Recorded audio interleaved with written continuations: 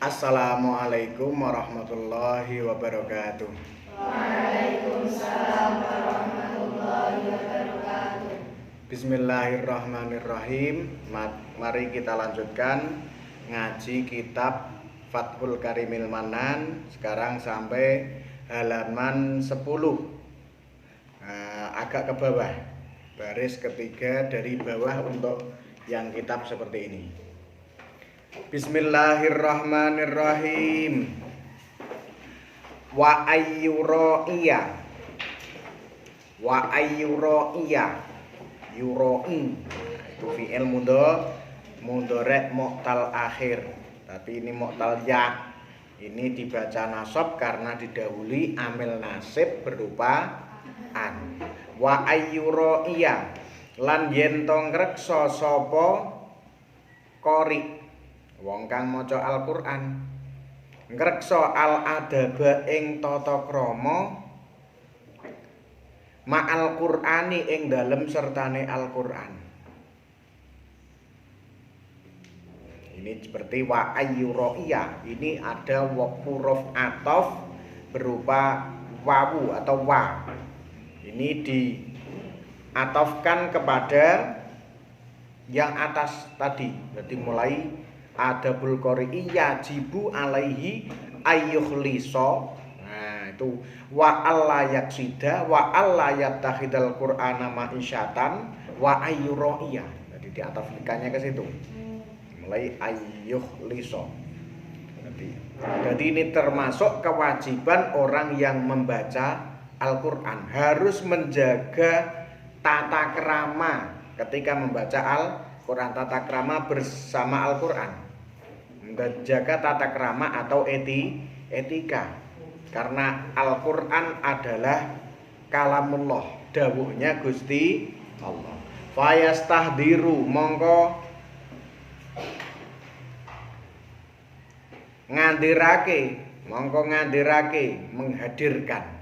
Ngadirake sapa qari fi dhihnihi ing dalem atine qari annahu ing sak temene qari yunaji ini juga fi'il mudhari' mu'tal akhir, mu'tal ya.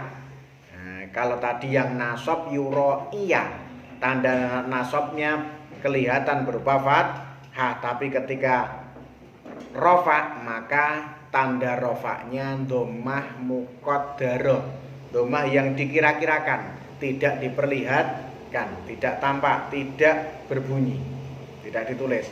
Yunaji iku karena oleh orang Arab ini dianggap berat. Yunajiu itu tidak enak. Yunajiu gak enak.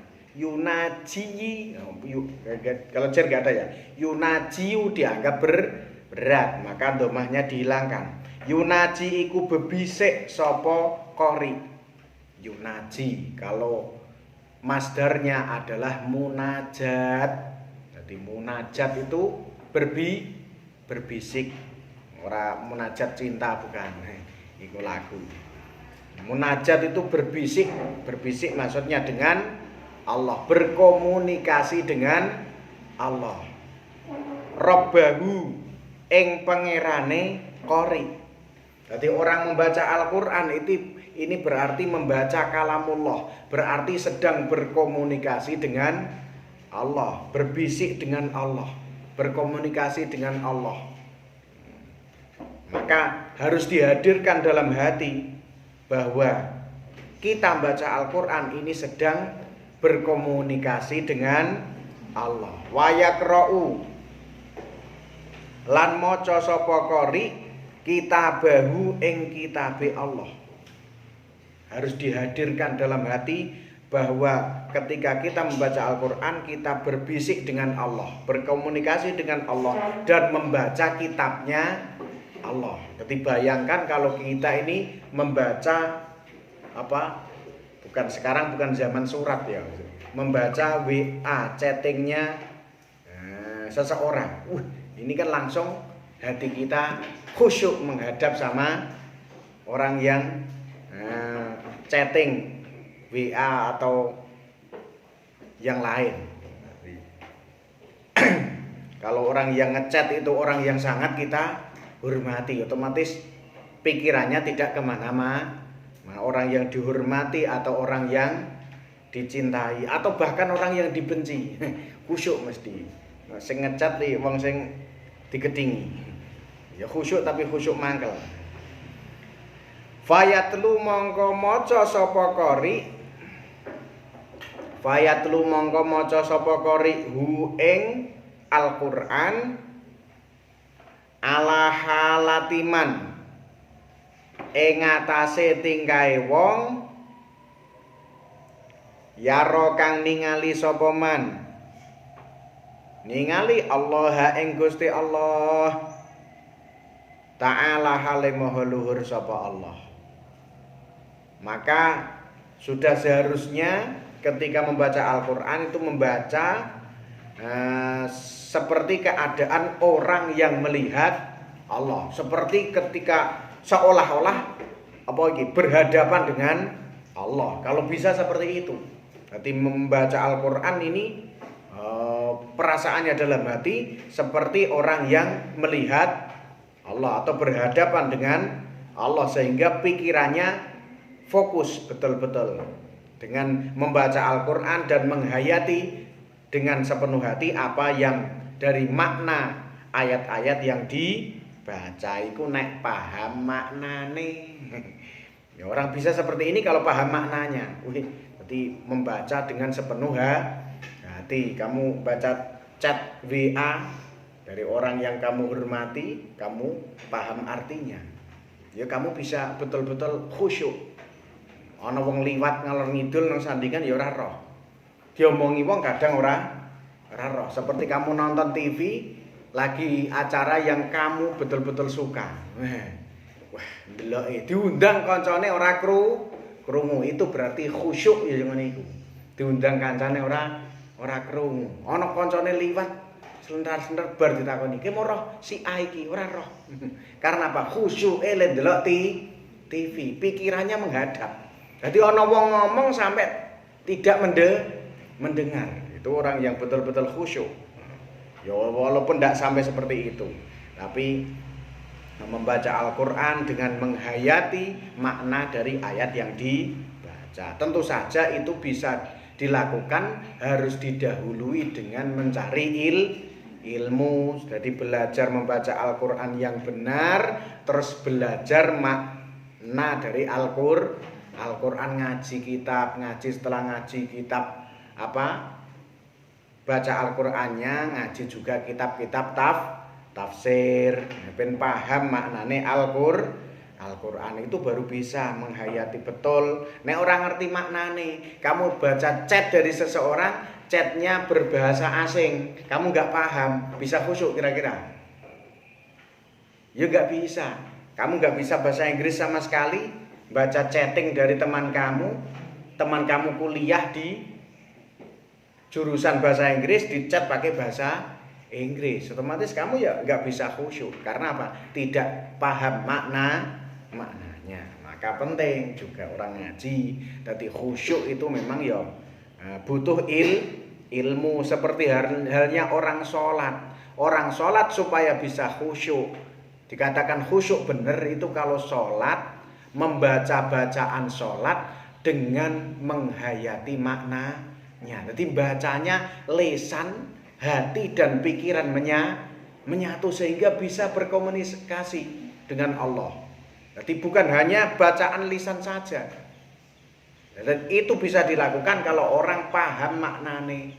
Rabbighfirli warhamni wajburni. Rabbighfirli, wahai Tuhanku, ampunilah aku. Itu bisa hatinya ikut minta ampun. Itu kalau orang paham artinya. Kalau ndak paham ya wis dibaca rutinitas. Jadi salat hanya menjadi rutinitas. Wis sing penting gugur kewajiban. Tapi kalau dihayati makna salat itu sungguh luar biasa.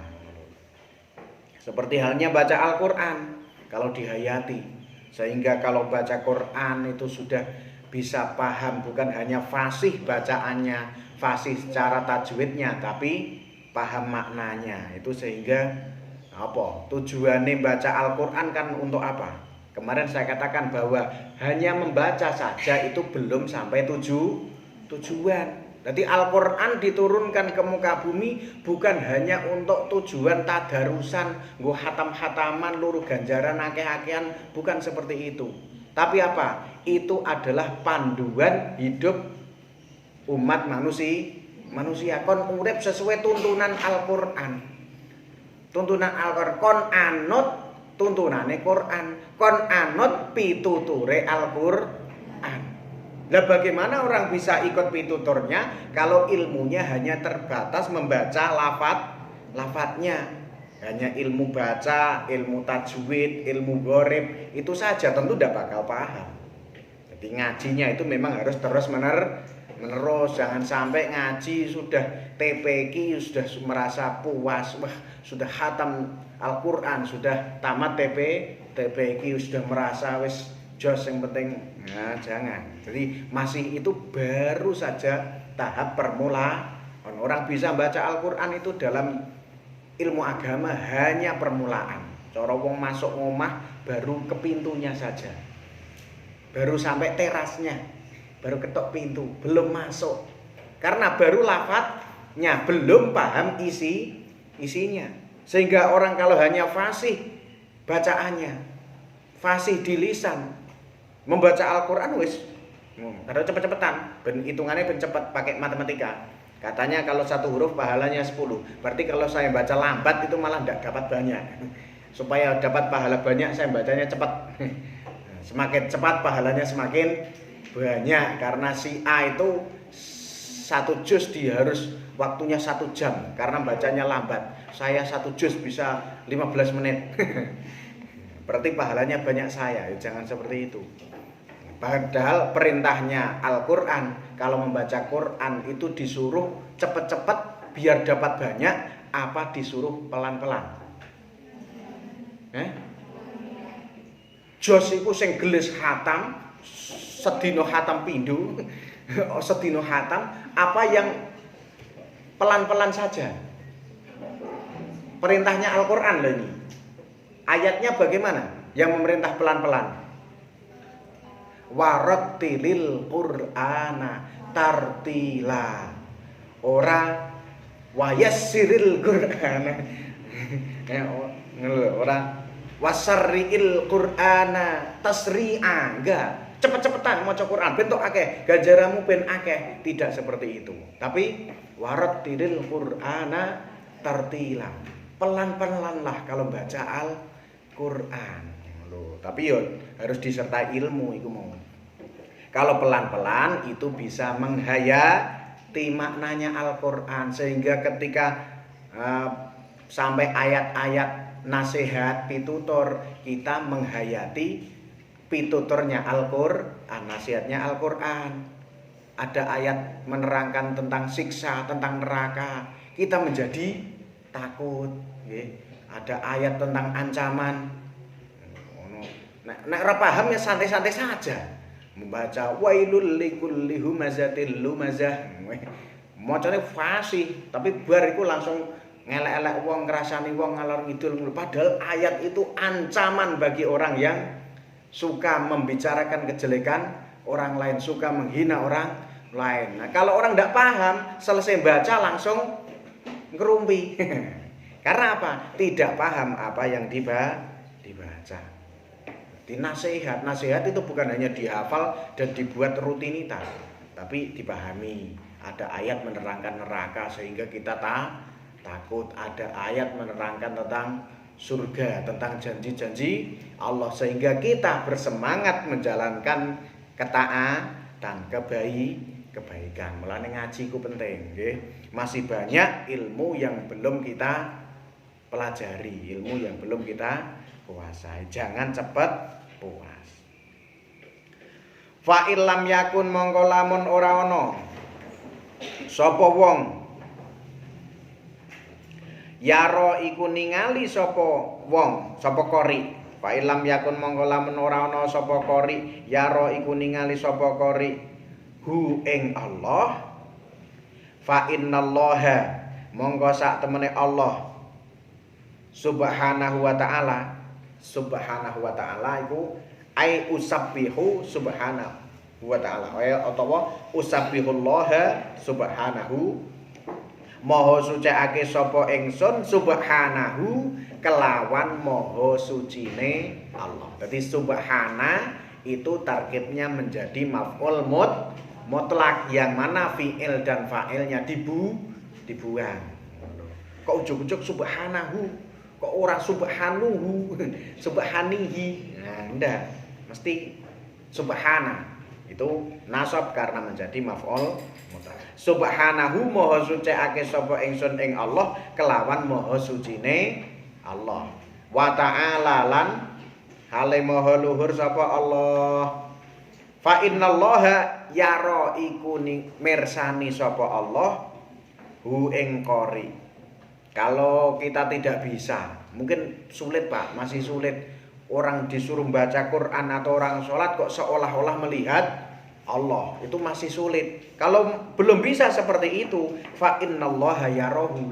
Kita harus ingat bahwa Allah melihat kita. Kalau tidak bisa seolah-olah kita melihat Allah, maka yang harus diingat Allah melihat kita. Ketika kita sholat, ketika kita membaca Al-Quran, dan Allah mendengar apa yang kita baca. Ben sholate ora sak geleme wis sholat karo pecengisan maca Quran luweh. Wadhalika lan utawi mengkono fa innallaha yarahu bi ayyuqaddira iku kelawan yen to ngira-ngirakake sapa qori ka'annahu kaya sak temene qori waqifun iku wong kang ngadeg utawa manggon ngadeg nona linggih ya linggih, tidak berdiri dalam arti harus berdiri. Waqifun iku wong kang manggon to ngadeg baina yadayillahi ing dalem ngarepe Gusti Allah. Iki seolah-olah ta'ala hale maha luhur sapa Allah. Wa huwa hale utawi Gusti Allah nazirun iku kang mirsani ilaihi maring qori. Wa mustami'un lan kang midhangetake minhu saking qori. Jadi membaca Al-Qur'an seolah-olah membaca Al-Qur'an dengan mengingat bahwa Allah melihat, yaitu dengan kita mengira-kirakan bahwa kita ini berada di hadapan Allah dan Allah melihat kita. Allah melihat kita, Allah mendengar apa yang kita baca. Ingat bahwa kita ini dilihat dan didengar oleh Allah. Yang kita baca adalah ayat-ayat Allah, adalah dawuh-dawuhnya Allah. Makanya kita baca harus sungguh-sungguh. Jadi mulai sekarang nek maca Quran ya ngaji, dibarengi nek wis ngerti maknane baca Al-Qur'an pelan-pelan. Jangan buru banyak. Kamu baca kan dalam kitab Ta'limul Muta'alim ada kaidah seperti ini. Hifdzu harfaini khairun min simai wiqraini. Hafal dua huruf lebih bagus daripada mendengar dua kitab. Kamu ngaji dua kitab tapi hanya mendengar tok, berlali. Dua kitab ngaji sampai khatam, dua kitab tapi hanya mendengarkan, setelah itu lupa. Lebih baik yang hanya mendengar dua huruf tapi hafal. Ibaratnya yos orang tung dua huruf untuk piye, dua huruf temenanan yo. Sedikit ilmu yang dihafal itu lebih baik daripada ilmu ngaji sampai khatam tapi nggak ada yang hafal, semuanya lupa. Keluar dari pondok ditanya, wes lupa semua, kan repot. Tapi ada lanjutannya lagi, wa fahmu harfaini khairun min hifdzi wikraini. Faham 2 huruf lebih baik daripada hafal 2 kitab. Jadi ada yang lebih penting dari hafal. Orang hafal, Pak, saya tidak hafal Al-Quran. Saya hanya hafal surat yang pendek sekali, Pak. Al-Asr. Surat Al-Asr. Hanya berapa ayat? 3 ayat. Ayatnya paling sedikit. Saya hanya baca ini. Hafal saya Fatihah sama Al-Asr, Pak. Tapi paham. Surat Al-Asr paham. Paham, bisa baca, paham, apal, paham, dan bisa dipraktekkan. Mempraktekkan surat Al-Asr. 1 surat saja, 3 ayat saja. Itu lebih baik daripada hafal Al-Quran 30 juz tapi tidak ada yang mudeng sama sekali. Ngapal tok. Waca-waca tok ora ana sing mudeng. Dadi baca ayat surga, ayat neraka, ayat tentang mangan sembarang ora ana bedane. Karena apa? Tidak, Pak? Membaca surat Al-Asr, wal asr, demi masa, innal insana lafi khusr.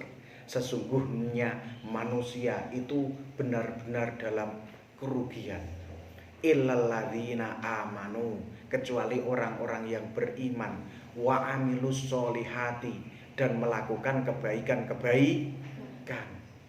wa tawasau bil haqqi, dan saling mengingatkan dengan kebenaran, wa tawasau bis sabr, dan saling mengingatkan, saling berpesan untuk bersabar. Wong sing beriman wa amilus solihati, menggunakan waktunya untuk melakukan kebaikan, beramal baik. Bukan hanya beramal baik, dilanjutkan wa tawasau bil haqqi, mau mengingatkan orang lain untuk beramal baik, wa tawasau bis sabr, saling mengingatkan untuk bersabar. Iki dilakoni temenan. Awake dhewe urip nek dolanan tok rugi. Wal asri innal insana lafi khusr, rugi dolanan tok. Sing ora rugi ya sing beriman dan beramal soleh, yang hidupnya diisi dengan amal-amal kebaikan. Iku dilakoni, dipraktekkan, itu lebih bagus daripada hafal 30 juz tapi enggak mudeng, akhirnya ora ono sing dilakoni. Itu perbandingannya. Tapi nek hafal 30 juz ya biasanya tetap ana sing paham kan. Jadi ternyata ada yang lebih penting dari sekedar hafal, apalagi hanya sekedar membaca, apa meneh ra tau mo, janganlah bangetan tenan. Yes, sekian kita lanjutkan nanti.